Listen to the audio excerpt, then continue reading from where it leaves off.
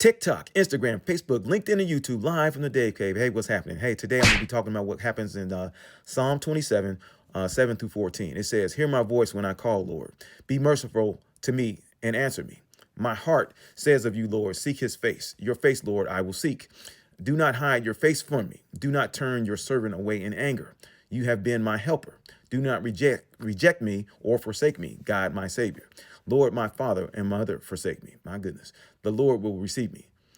Teach me your way, Lord. Lead me in a straight path because of my oppressors. Do not turn me over to the desires of my foes, for false witnesses rise up against me, sprouting malicious accusations. I remain confident of this. I will see the goodness of the Lord in the land of the living.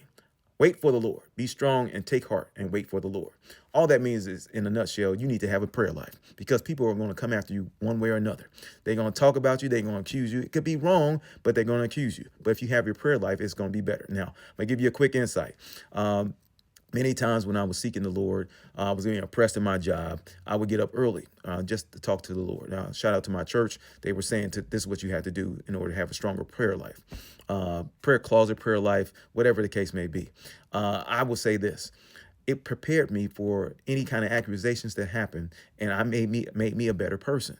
So I didn't care what they were saying, because I knew what God was bigger than. My God was bigger than anything that they could ever say or do, right?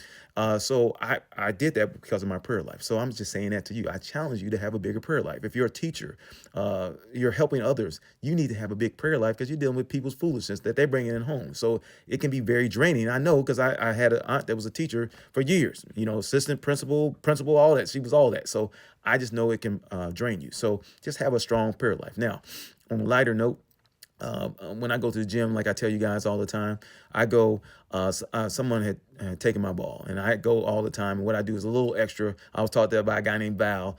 I do a little extra. I'll get the towels up and I'll put them in the bin, or I just put them together so they don't have to go all over. And somebody, like I said, stole my ball, and they said, hey, here's a basketball. Take this one.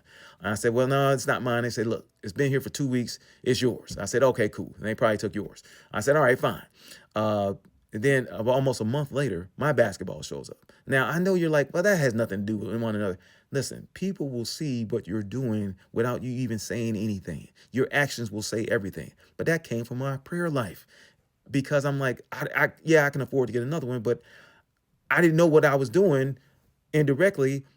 I was sowing kingdom seeds.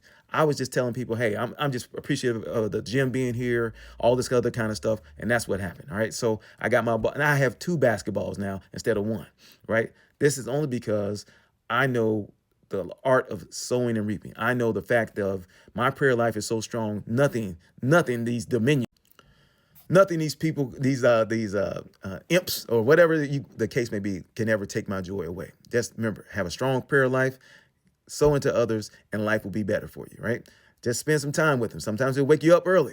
That's okay, because he'll give you the strength to carry on during the day. All right, take care. Live from the Dave Cave, the post-Christmas message. All right, take care. Live from the Dave Cave, and I'm out. Later.